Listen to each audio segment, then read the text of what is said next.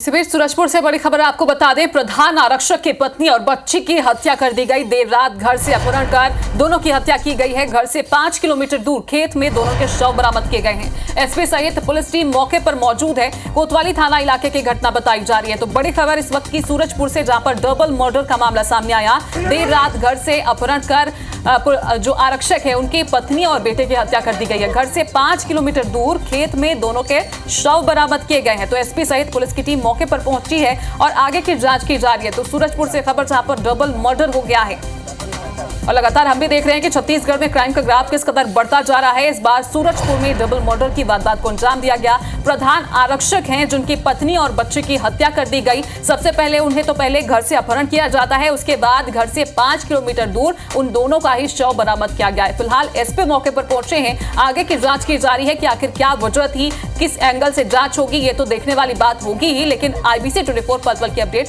आपको पहुंचाता रहेगा। तो सूरजपुर में डबल मर्डर हुआ है, कोतवाली थाना इलाके की घटना। कि देखिए, पहले छत्तीसगढ़ में चाकूबाजी की घटनाएं आम हो चुकी थी, लेकिन अब मर्डर की जो घटनाएं हैं वो भी काफी बढ़ती जा रही हैं। सूरजपुर में चूंकि प्रधान आरक्षक हैं जिन पर खुद पर जिम्मेदारी रहती है जनता की, लेकिन उन्हीं के घर अगर सुरक्षित ना हो तो फिर पुलिस प्रशासन पर सवाल उठना तो लाजमी है। प्रधान आरक्षक हैं जिनकी पत्नी और बच्ची को पहले तो अगवा किया जाता है घर से दिन दहाड़े, और उसके बाद अगवा करके दोनों को ही मौत के घाट उतार दिया जाता है। घर से सिर्फ 5 किलोमीटर की दूरी, चंद दूरी पर ही दोनों का शव बरामद किया गया है। तो अब एसपी सहित मौके पर पुलिस प्रशासन की टीम भी मौके पर पहुंची है। दोनों शव को बरामद कर लिया गया है, पोस्टमार्टम के लिए भेजा गया है। देर रात की घटना बताई जा रही है, जब देर रात दोनों को ही घर से अगवा कर लिया गया, दोनों को मौत के घाट उतार दिया गया। और IBC 24 पर सबसे पहले यह खबर भी आप देख पा रहे हैं कि किस तरह से सूरजपुर में डबल मर्डर हुआ है। देर रात प्रधान आरक्षक हैं जिनकी पत्नी और बच्ची को अगवा किया गया और मौत के घाट उतार दिया गया। सिर्फ चंद कदम की दूरी पर, सिर्फ 5 किलोमीटर की दूरी पर घर से दोनों के शव को अब बरामद कर लिया गया है। कोतवाली थाना इलाके की एक घटना है।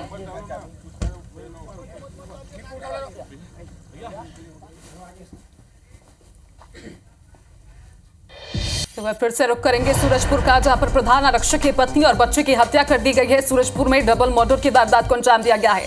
देर रात घर से अपहरण कर दोनों की हत्या की गई। घर से 5 किलोमीटर दूर खेत में दोनों के शव बरामद किए गए हैं। नितेश गुप्ता हमारे साथ सीधे लाइव जुड़े हुए हैं। तो नितेश, आखिर क्या वजह है कि प्रधान आरक्षक के ही घर में डाका डाल दिया गया, उनके ही घर से अपहरण करके दोनों को मौत के घाट उतार दिया गया? क्या वजह है? पुरानी रंजिश है, कोई किसी ने बदला लेने के लिए ऐसी साजिश रची? देखिए, फिलहाल अभी जो वजह है वो सामने नहीं आ पाई कि आखिर क्या वजह थी कि जो आरोपी है वो प्रधान आरक्षक की पत्नी और उसके बच्चे को मौत के घाट उतार चुका है। आप देख सकते हैं, ये वो घटना स्थल है जहां पे दोनों शव यहाँ पे रखा हुआ है।